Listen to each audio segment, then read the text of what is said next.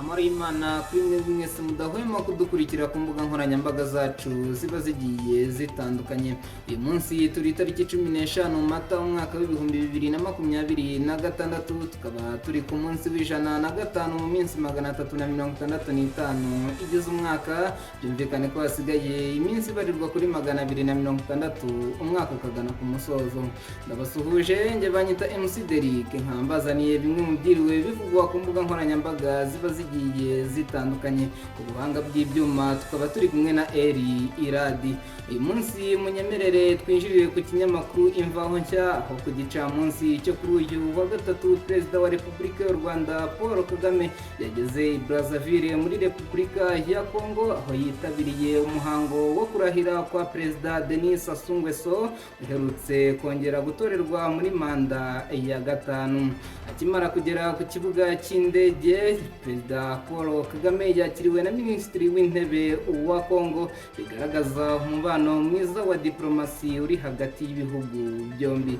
Biteganyijwe ko i Brazzaville Paul Kagame azaba yifatanyije n'abandi bakuru b'ibihugu bya Afurika mu muhango w'irahira rya Perezida Denis Sassou Nguesso uherutse kongera gutorerwa kuyobora Repubulika ya Kongo muri manda ya gatatu.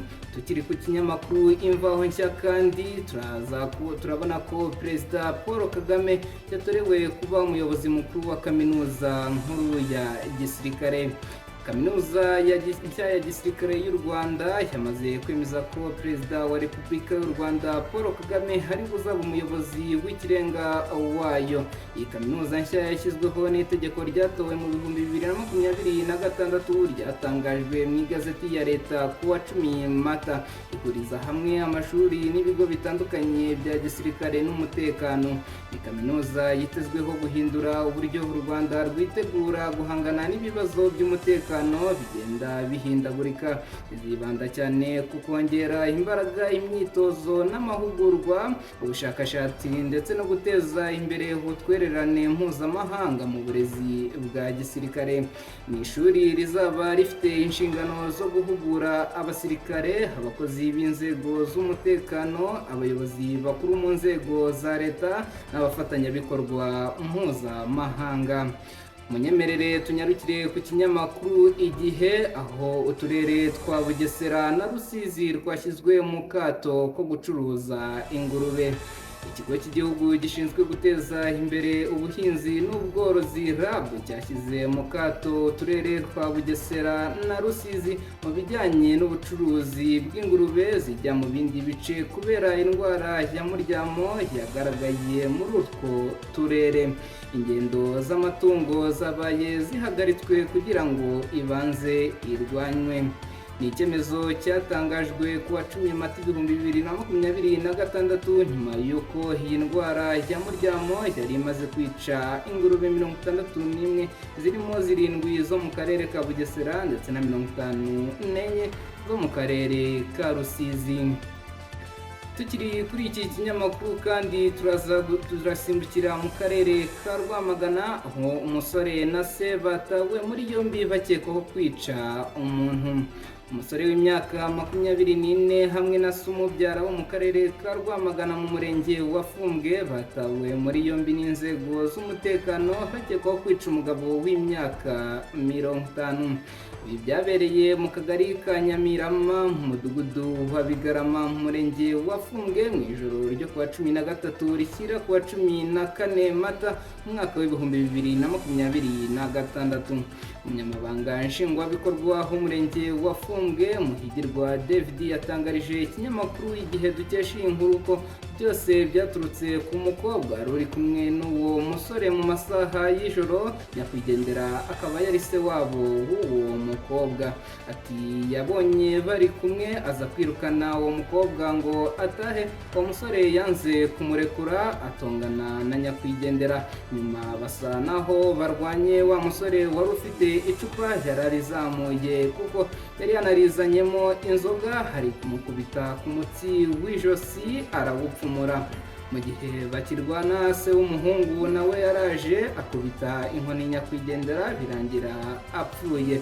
Gitifu Muhigirwa yakomeje avuga ko abantu bahise bahurura umusore na se bariruka barahunga, nyuma y'amasaha make baza gufatwa bashyikirizwa inzego z'umutekano, aho kuri ubu zatangiye gukora iperereza kugira ngo baryozwe ibyaha bakoze. Amakuru yacu munyemerere y'uyu munsi atwambutse n'ubundi atwerekeze mu karere ka Karongi, aho umusore akurikiranyweho kwica umuvandimwe we bapfa inkuracyobo ya nyina ukiri muzima. Umugabo Pacifique ho mu karere ka Karongi yatawe muri yombi hakekwaho icyaha cyo kwica mukuru we Ntirenganya Kariste w'imyaka 46 nyuma yo kutumvikana kuzahabwa inkuracyobo yo gushyingura nyina umunsi azaba yapfuye. Inkuracyobo ni impano ihabwa umuntu washyinguye. Iyo mpano ishobora kuba isambu cyangwa ikaba ari itungo. Ibi byabereye mu mudugudu wa Gakomeye, akagari ka Bubazi, umurenge wa Rubengera, ku wa 13 Mata umwaka w'2026.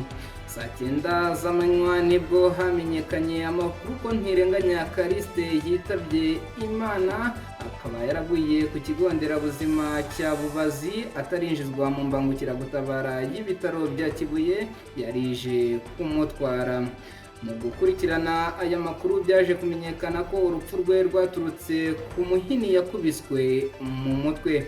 Ibi byose byatangiye ubwo abavandimwe batatu ari bo Bihezande Jean Pierre w'imyaka 44 na Ntirenganya Kariste w'imyaka 46 na Niyomugabo Pacifique ugize imyaka 42 akiba iwabo kuko atari yashaka umugore, bari bavuye kunywa inzoga bageze iwabo batongana bananiwe kumvikana kuzahabwa inkuracyobo yo gushyingura nyina utari wapfa mu gihe azaba yapfuye, baheraho bararwana. Umunyamabanga nshingwabikorwa w'umurenge wa Rubengera ayabagabo Faustin yabwiye ikinyamakuru IGIHE dukesha iyi nkuru ko ayo makuru y'uko barwanye bapfa imitungo y'ababyeyi babo bayahawe n'umuturanyi kuko urugomo rwari rwabereye mu muryango.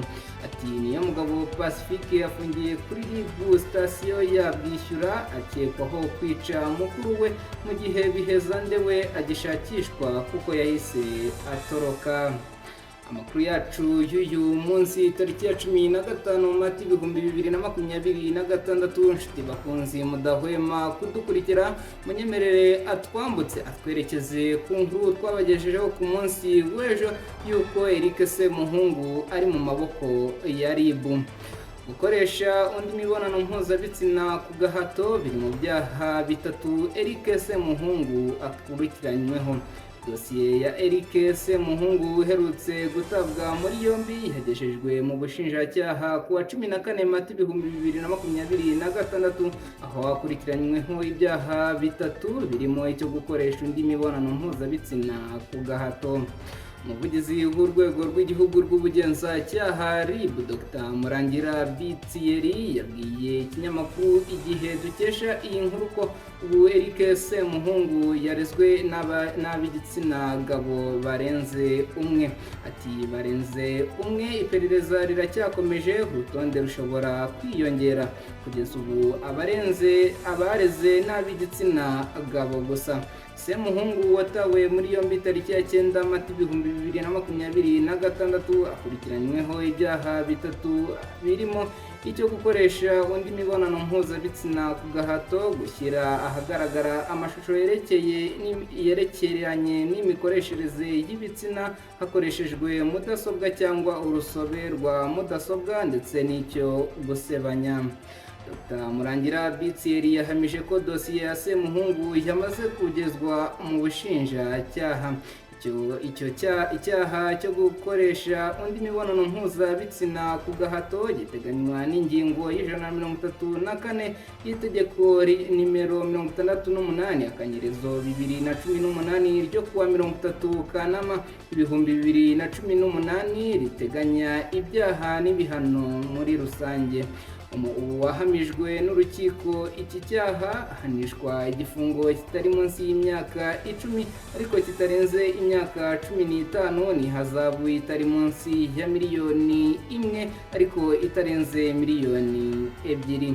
Icyaha cyo gushyira ahagaragara amashusho yerekeranye n'imikoreshereze y'ibitsina hakoreshejwe mudasobwa cyangwa urusobe rwa mudasobwa giteganywa n'ingingo ya 34 y'itegeko ryerekeranye gukumira no guhana ibyaha bikoreshejwe ikoranabuhanga. Uhamijwe n'urukiko iki cyaha ahanishwa igifungo kitari munsi y'imyaka 3 ariko kitari hejuru y'imyaka 5 n'ihazabu itari munsi ya miliyoni 1 ariko itarenze miliyoni 3. Icyaha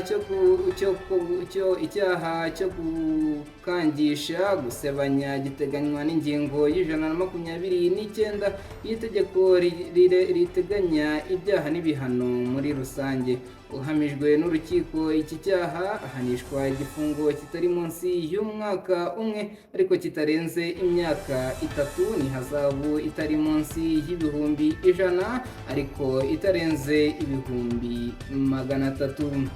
Inshuti bakunzi mudahwema kudukurikira ku mbuga nkoranyambaga zacu ziba zigiye zitandukanye, reka dusoreze kuri iyi nkuru aho umugabo w'umuhinde w'imyaka 52 yashinjijwe gushaka gufata ku ngufu umugore wari umwicaye iruhande mu ndege.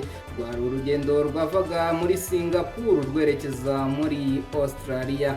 Byatangajwe na polisi yo muri Australia yagaragaje ko uwo mugore yahise abwira abashinzwe serivisi zo mu ndege bamuhindurira umwanya ndetse uwo mugabo abafungiwe aho yari yicaye.